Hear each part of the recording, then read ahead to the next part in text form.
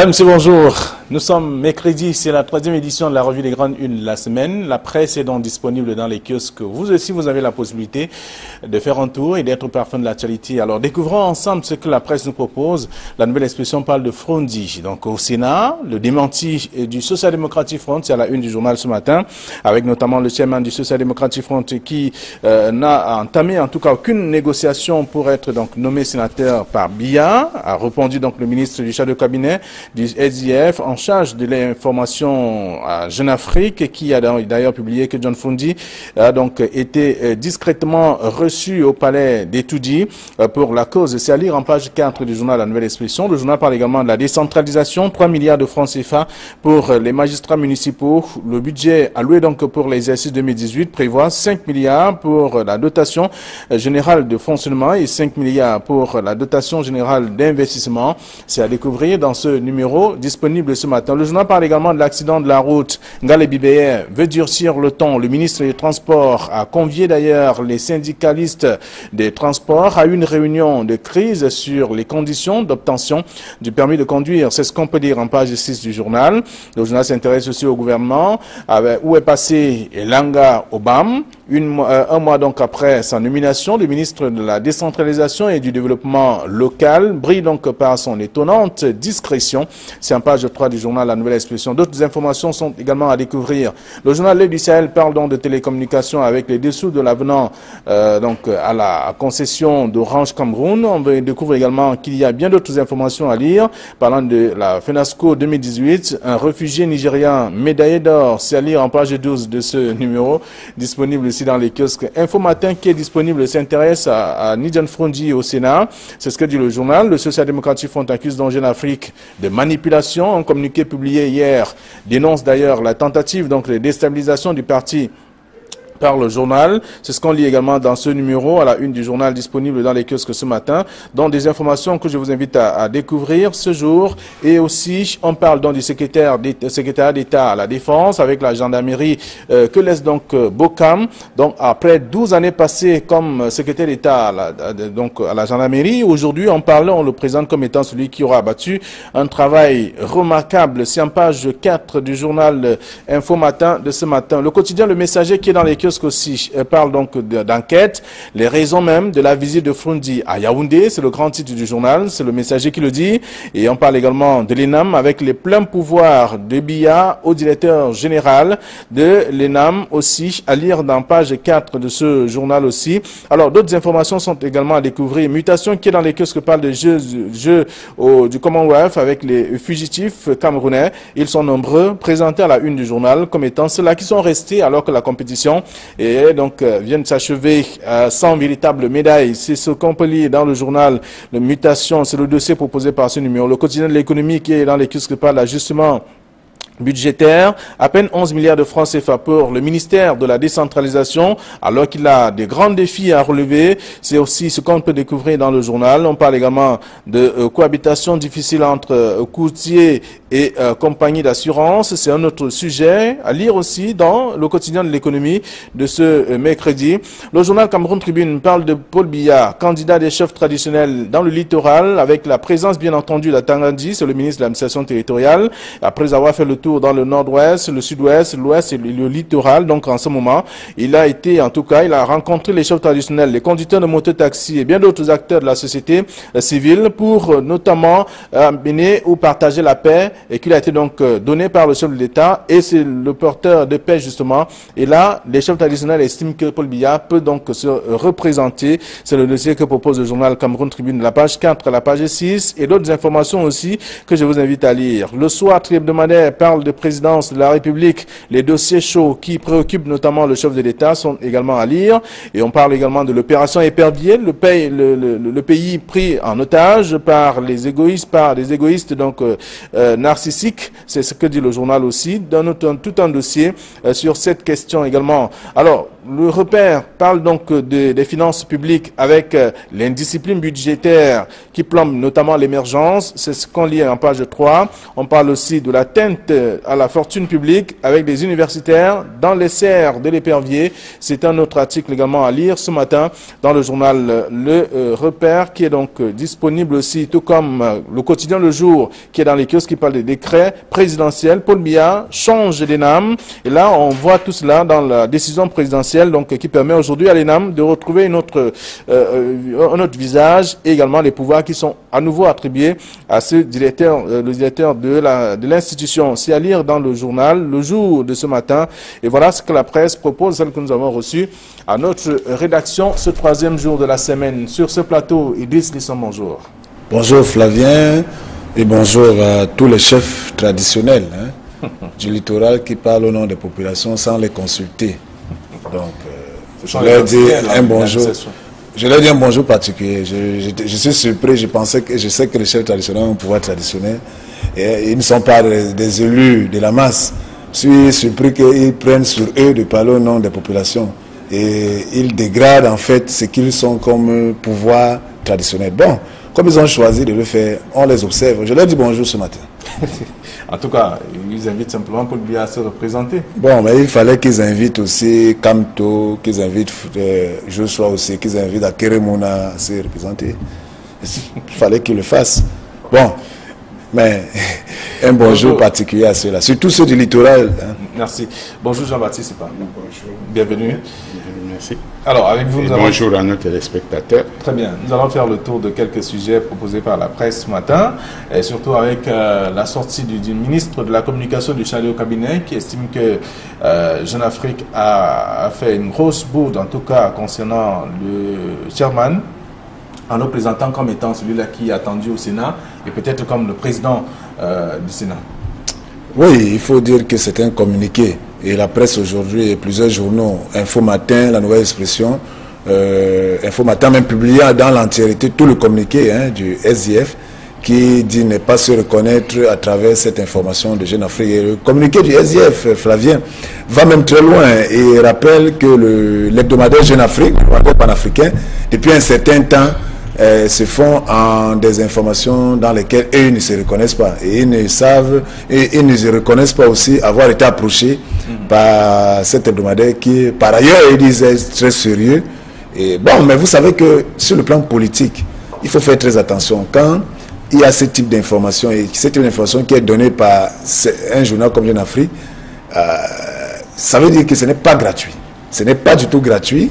Soit il y a de la manipulation dans l'air, soit il y a une sorte d'exploitation d'une telle donnée pour voir quelle peut être la réaction du SDF. Et toujours, moi je suis toujours dans la logique... Ça peut être un galop d'essai également. Oui, je suis toujours dans la logique de la distraction.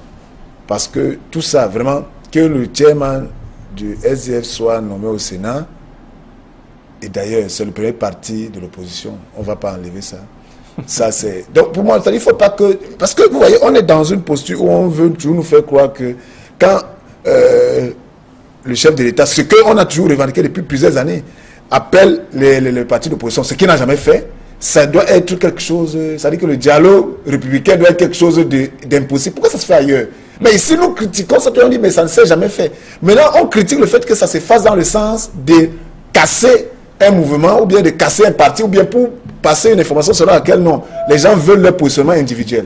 Donc je dis, il ne faudrait pas que on nous manipule ou bien qu'on nous distrait, que le chairman soit nommé parmi les 30, ça ne va rien changer dans le Sénat parce que le RDPC a une majorité obèse connue, ça c'est clair. Donc qu'il ne soit pas nommé, ça ne va rien faire parce que le plus important aujourd'hui c'est que les gens veulent que les choses changent. Et quand on voit un mouvement qui veut naître et qu'il y a une synergie, il y a toujours un peu de manipulation dans la presse avec un type d'information. Bon, j'espère que Jeune Afrique n'a pas été manipulé, parce que quand on lit le communiqué du Shadow Cabinet, du ministre de la Communication du SDF, de M. Wafo, on constate que c'est très grave qu'on fasse ce type d'information sans pouvoir même recouper. Bon, maintenant peut-être Jeune Afrique a aussi sa source. Est-ce une mauvaise source? Est-ce que derrière il y a de la manip? Je vous assure que c'est les prochains jours qui vont nous permettre de déceler les échecs. Alors, les prochains jours vont permettre de comprendre exactement si c'est vrai ou faux, de toute façon. Mais on sait quand même que la presse, les tabloïds ont titré différemment. On parle, par exemple, de la nouvelle expression qui parle du Frundi au Sénat, le démenti du Social Democratic Front. Il y a Info Matin qui parle donc du SDF qui accuse Jeune Afrique de manipulation. Et aussi, le quotidien Le Messager de ce matin parle donc les raisons même de la visite de Frundi à Yaoundé. Alors, lorsqu'on a fait le tour, il y a quand même une précision. Lorsqu'on lit également le communiqué du ministre du chef de cabinet qui dit que le SDF a sa position, c'est-à-dire celle d'avoir, de briguer tout au moins des postes ou alors avoir le pouvoir à partir des urnes. C'est au terme des élections qu'ils ont des sénateurs, qu'ils ont des députés, qu'ils ont des maires. Ce n'est pas par nomination. Oui, tout à fait. Et moi, je crois que tout le monde, tous ceux qui analysent le paysage politique ont remarqué ça, que jusqu'à présent, tout ce que le SDF a gagné, il a gagné dans les urnes. Maintenant, s'agissant de cette nouvelle, comme dit Idriss, il n'y a pas de fumée sans feu. Mais moi, j'irai assez loin en disant qu'on a noté la proximité entre Jeune Afrique et le régime du RDPC qui gouverne le Cameroun. En beaucoup de circonstances, cette proximité a été notée. Donc, est-ce que Jeune Afrique, la source de Jeune Afrique, c'est le pouvoir?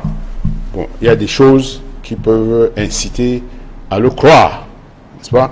Maintenant, le vrai problème, c'est l'interrogation démocratique. Est-ce que, parce que M. Biya est capable de nommer Frundi au Sénat, quand il nomme les autres, il ne demande pas leur avis, donc il peut très bien prendre son décret et nommer M. Frundi. Mais le problème, c'est est-ce que Frundi accepterait d'être nommé dans un Sénat qui ne signifie rien du tout? Parce que, de mon point de vue, un Sénat qui doit représenter les collectivités territoriales décentralisées selon l'article 55, je crois, de la Constitution, et qui est voté uniquement par les conseillers municipaux du parti au pouvoir, sur la base des calculs, dont les sièges sont répartis sur les bases de calcul des partis. On sait déjà qu'il y a 63 sénateurs RDPC et 7 du SDF sur les 70 déjà élus. Oui, en attendant bien entendu que... C'est ça, et puis M. Biya n'ira pas nommer les 30 députés dans l'opposition, n'est-ce pas? Mais ce que je veux... Il y a des partis alliés au RDPC. Ce que je veux faire observer, d'ailleurs on a vu un parti d'opposition qui a voté 100%, à 100% pour le RDPC. Bon, je ne vais pas citer le nom pour ne pas créer la polémique dans ton émission. Mais c'est un parti d'opposition aussi dont la collaboration avec le pouvoir est connue. Mais ce que je voulais dire, c'est que ce Sénat-là a la configuration d'une instance qui représente les partis politiques. Il ne représente pas les collectivités territoriales décentralisées. Puisque le collège électoral qui doit représenter les collectivités territoriales était incomplet. Et la seule partie existante dominée par le parti qui est au pouvoir. Et la campagne électorale s'est faite sur la base de la victoire du parti. Donc vous voyez que c'est un Sénat qui... C'est pour ça que je dis que de mon point de vue de citoyen, ce Sénat ne sert à rien du tout. Alors que M. Biya nomme tous les leaders d'opposition ou ne nomme personne, vraiment je ne vois pas, pour moi c'est pas un événement. En tout cas, c'est un non-événement de toute façon. Alors selon vous, ce sont les informations, en tout cas chaque journal a traité à sa manière cette sortie du ministre du chef de cabinet. Ça fait quand même le tour de la presse ce matin. Alors on va parler de la décentralisation également avec ce qui est fait. Aujourd'hui on parle de la décentralisation avec 3 milliards pour les magistrats municipaux. Le budget a été alloué.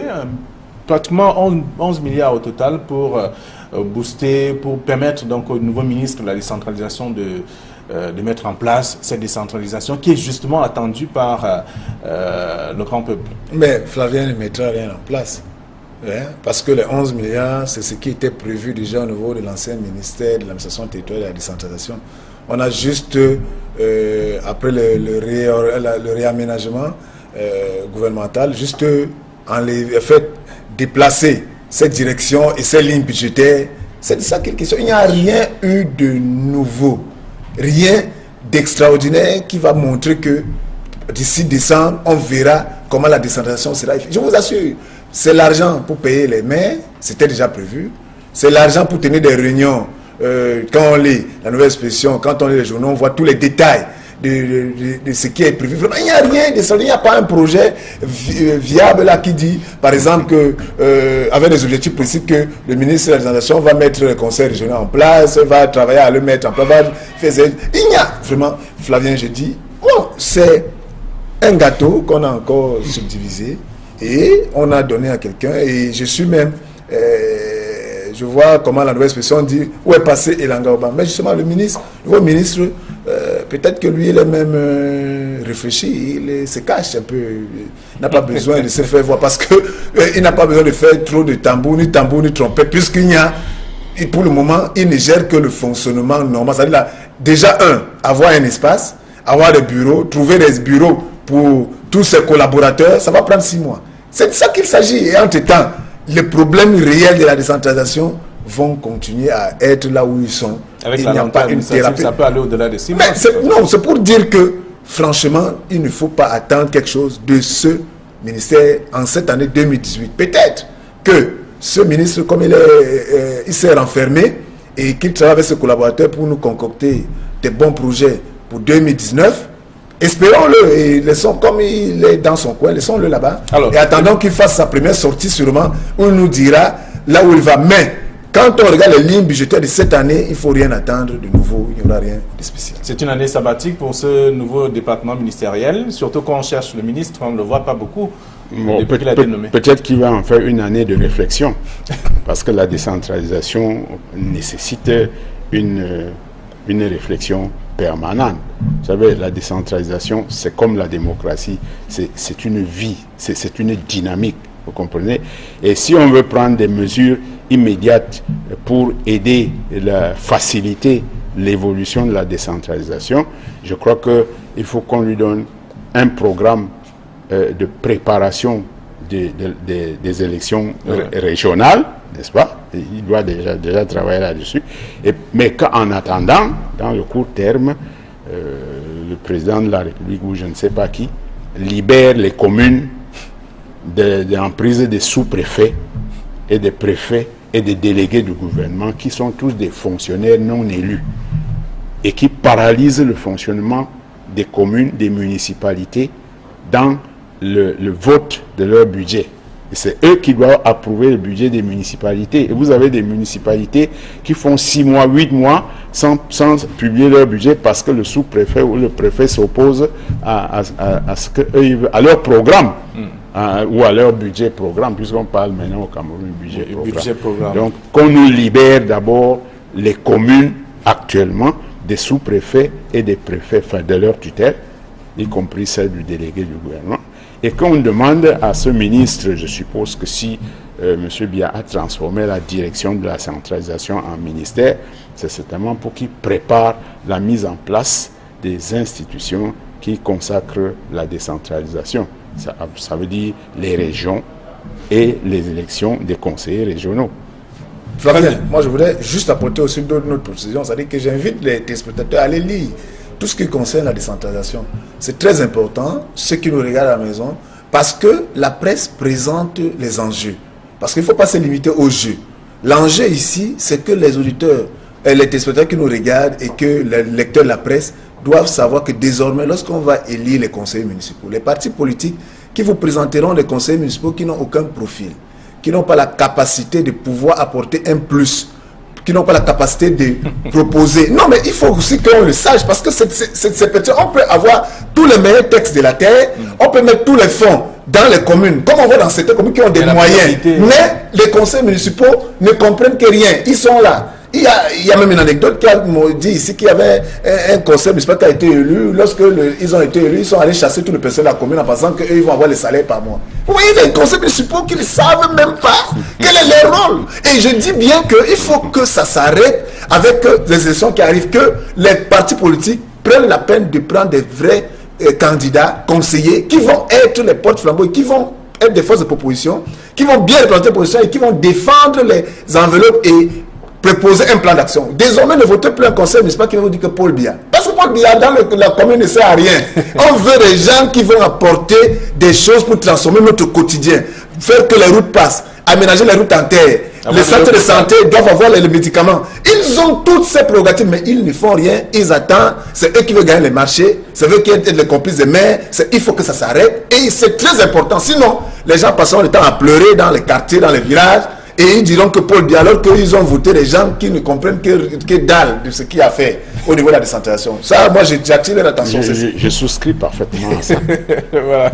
Et d'ici ça, merci. En tout cas, on peut également lire tout cela dans le journal ce matin, la nouvelle expression qui revient sur la décentralisation avec ce qui est réservé aux magistrats municipaux et même la question où est passé donc Elanga Obam, qui est le ministre, le tout nouveau, en tout cas un peu plus d'un mois après sa nomination, qui est pratiquement invisible, comme vous l'avez dit, certainement qui travaille dans le noir pour proposer quelque chose de bien et il peut prendre 6 mois ou 8 mois. Mais vous savez, 5 ans ce n'est pas beaucoup, hein. 5 ans ce n'est pas beaucoup. S'il commence à réfléchir maintenant à la vraie décentralisation, il aura terminé dans 6 ou 8 mois.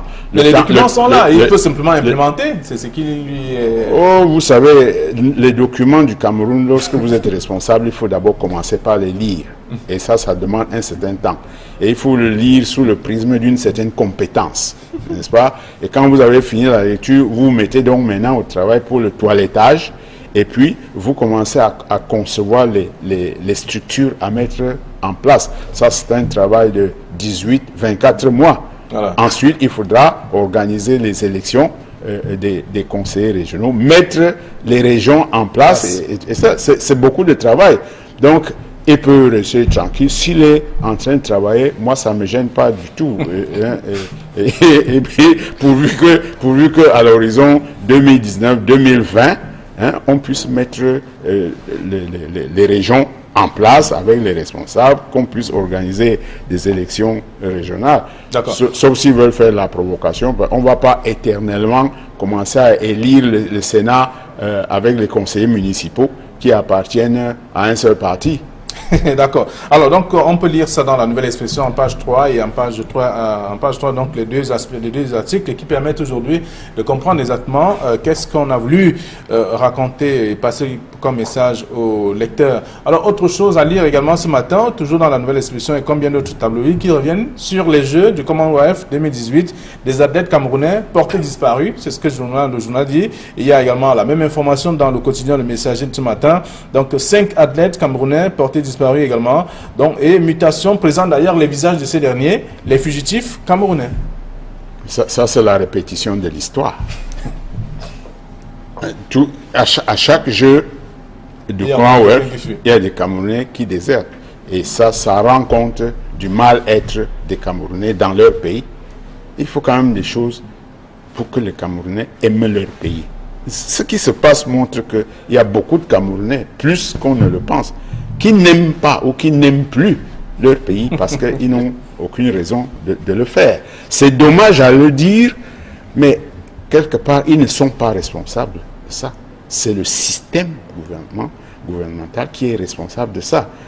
Il y a beaucoup de Camerounais. Ça, c'est parce qu'ils sont jeunes, ils ont la possibilité de se mouvoir. Mais vous avez d'autres situations dans ces pays où les gens n'ont plus aucun recours. Mais ça alors quand vous n'avez plus aucun recours, ça ne devient pas davantage compliqué quand vous arrivez dans un pays où vous ne connaissez personne. Vous savez, quand ils s'en vont comme ça, ce n'est pas le fait du hasard.